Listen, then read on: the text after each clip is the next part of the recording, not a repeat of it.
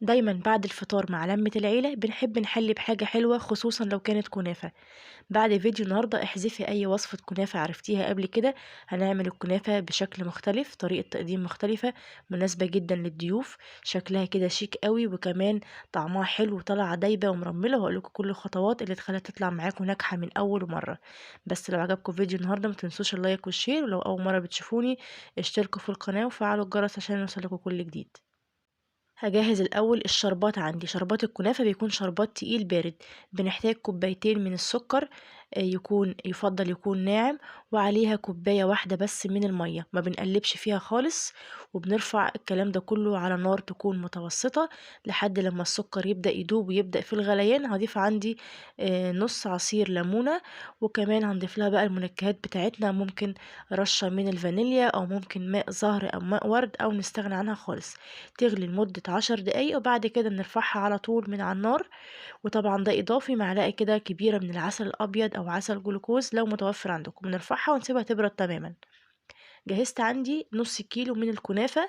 بحطها في الفريزر تتفرز كده لمدة ساعة أو ساعتين عشان تسهل عليا ان انا اعرف اقطعها بكل سهولة، سواء بقى نستخدم ايدينا واحنا بنكسرها او في الكبة. انا طبعا ما خدتش الكميه كلها، انا خدت نص الكميه، يعني حوالي ربع كيلو من الكنافه. طبعا المقدار والكميه بترجع لكم انتوا. اهم حاجه نكسر الكنافه يكون تكسير كده خشن، ما يبقاش ناعم قوي. الربع كيلو هضيف عليها نص كوبايه من السمنه الدايبه، ممكن تبقى سمنه على زبده او سمنه بس. طبعا الحلويات الشرقيه احلى حاجه فيها هي السمنه البلدي. نغلفها كويس جدا بالسمنه لحد لما تبقى معانا بالشكل ده. تعالوا بقى نجهز الحشوة بتاعتنا. أنا استخدمت المكسرات. عندي كوباية من السوداني المجروش، هضيف عليها ربع كوباية من جوز الهند، ورشة بسيطة كده من القرفة، حوالي نص معلقة صغيرة أو ممكن فانيليا. هنقلب كل الكلام ده مع بعضه، وعشان خليط الحشوة يبقى متماسك معايا شوية ما يفكش مني، هضيف لها معلقتين كبار من الشربات التقيل البارد، أو ممكن معلقة كبيرة من السكر البودرة. وكده الحشوة بقت جاهزة عندي. تعالوا بقى نطبق الكنافة بتاعتنا.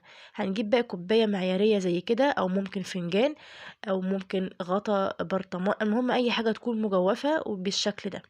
نبدأ نحط كده كمية من الكنافة، وإيدينا تبقى ميزان على قد ما نقدر. وطول ما إحنا شغالين لازم نكبس الكنافة بإيدينا كويس جدا عشان ما تتفكش مننا في الفرن ولا تشقق. ونعمل لها حواف بالشكل ده، وناخد من الحشو حوالي معلقة صغيرة، وبعد كده نغطيها بباقي كمية الكنافة. طبعا ده الكوباية المعيارية اللي هي بتبقى ربع كوباية، ممكن نستخدم الكوباية الأصغر أو الأكبر على حسب الحجم اللي انتوا عايزين. نكبسها كويس قوي وبعد كده ننزلها بالشكل ده. طبعا هي كانت بتنزل معايا بصعوبة شوية، فهنعمل مع بعض واحدة تانية باستخدام الكيس البلاستيك، ودي كانت أسهل عليا بكتير وهتبقى سهلة عليكم أوي في التنفيذ. هتخليكم كده تنجزوا وتخلصوا بسرعة. هنحط شوية من الكنافة، والحبة اللي بنحطها بنضغط بإيدينا جامد زي ما انتوا شايفين كده، ونعمل حواف عشان الحشوة ما تخرجش. طبعا الحشوة ده اختياري، ممكن تبقى مكسرات، ممكن تبقى كريمة، كاستر، نوتيلا، اللي انتوا عايزينه. وممكن تبقى ساده خالص زي ما انتوا حابين. المهم واحنا شغالين بنكبس كويس قوي بالكنافه عشان تطلع معانا متماسكه وما تشققش في الفرن. بصوا في الكيس بتطلع معانا بسهوله، وبتطلع بالشكل اللي انتوا شايفينه ده. ربع كيلو كنافه عملت لي الكميه اللي انتوا شايفينها دي، ودي اللي انا بشاور لكم عليها. دي كانت معموله بغطا كده ازازه كانت عندي. خلصنا الكميه دي كلها، وانا كنت سايبه كده على جنب حوالي ربع كوبايه من السمنه السايحه. هحط على الوش عليها حوالي معلقتين او 3، ونغطيها كويس جدا بالسمنة. وندخلها بقى فرن يكون سخن قبلها ب10 دقايق على حرارة تكون وسط، تقريبا 200 درجة أو 180. رف أوسط هتقعد معانا من 20 ل30 دقيقة لحد لما بتلون. ومن وقت للتاني ببص عليها، وممكن نشغل عليها الشواية. الشربات بعد ما برد تماما، ويفضل يبقى معمول قبلها بليل عشان يبقى ساقع.